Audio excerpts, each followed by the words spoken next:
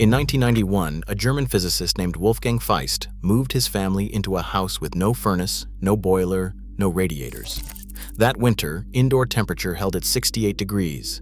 Heating demand was 87% lower than the identical house next door.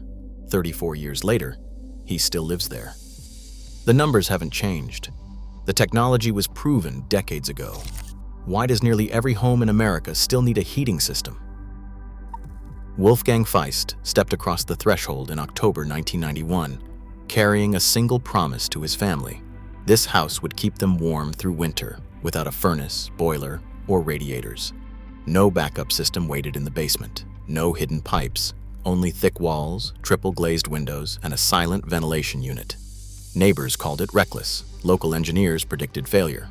A respected building physicist wrote that the envelope was too tight for real life and warned that children would shiver by December.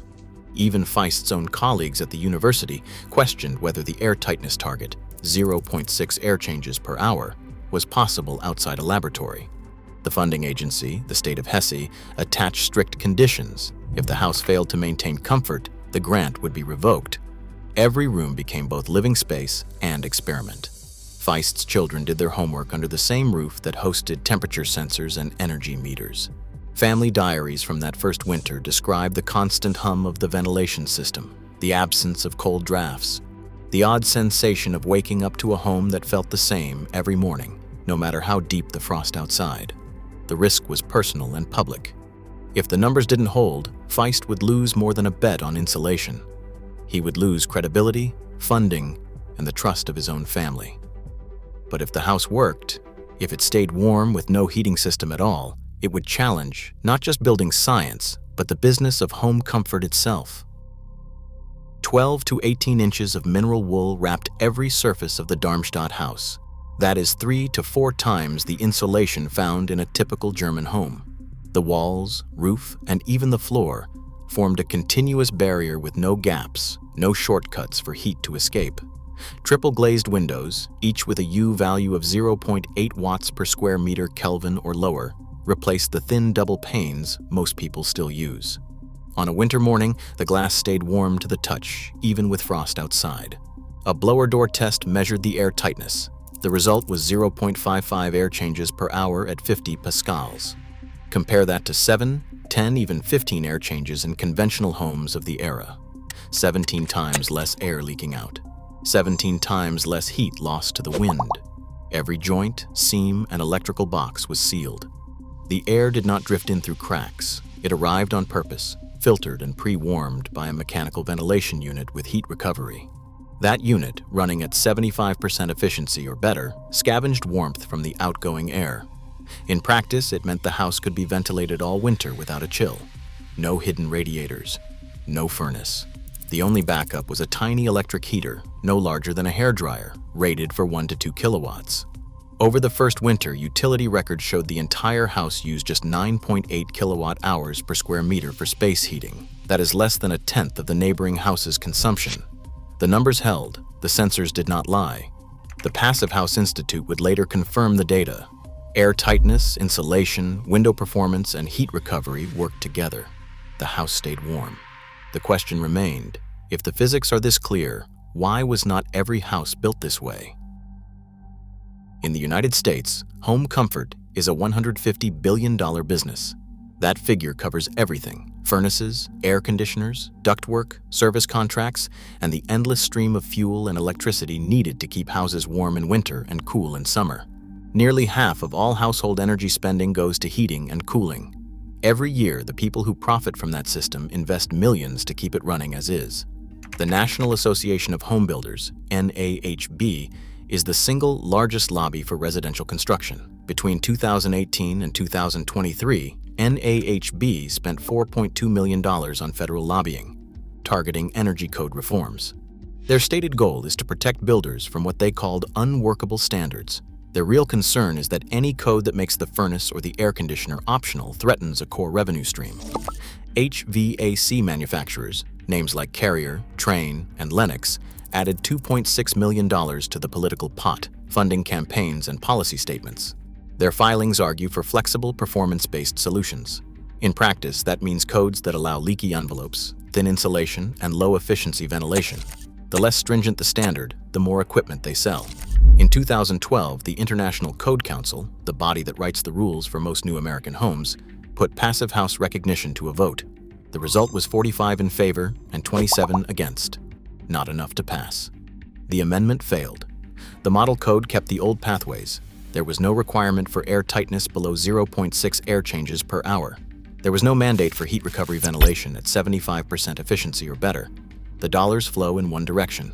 The standards stay put. The question is not whether passive house works. The question is who benefits if every home needs a furnace, and who loses if it does not. In 2020, the European Union's Energy Performance of Buildings Directive made near-zero energy the law for all new construction. Passive house certification became a recognized path, not just a badge of honor.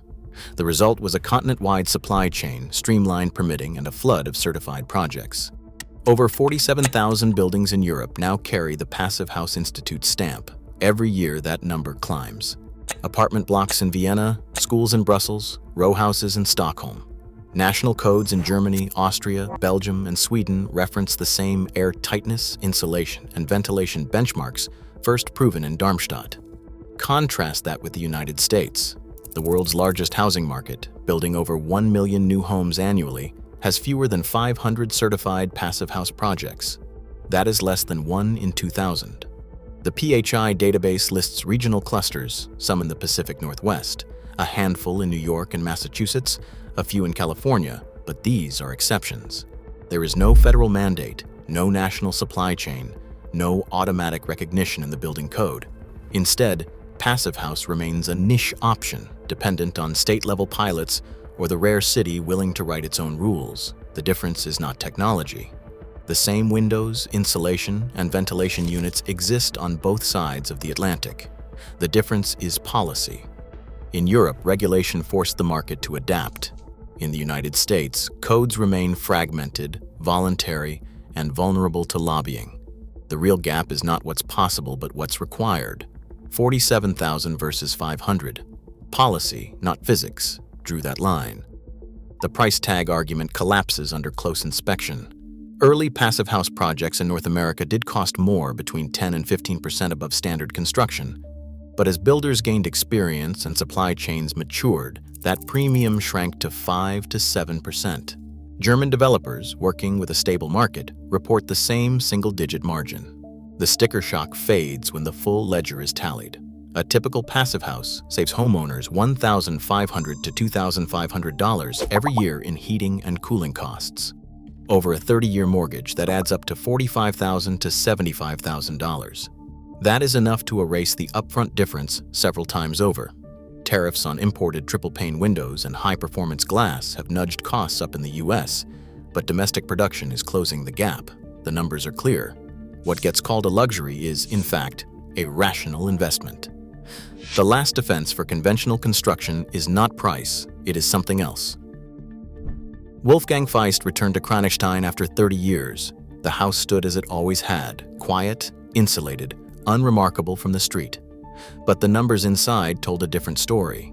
The latest blower door test, conducted in 2024, measured 0.58 air changes per hour at 50 pascals, nearly identical to the original 0.55 recorded in 1991.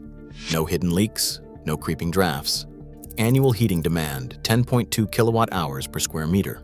An 87% reduction compared to the neighboring home, unchanged since the first winter. The insulation had not slumped. The seals had not failed. The ventilation system still delivered filtered air, recovering heat with the same efficiency as when Feist's children were small. 30 years on, the promise held. The house needs no furnace, no radiators, no backup. The proof is permanent.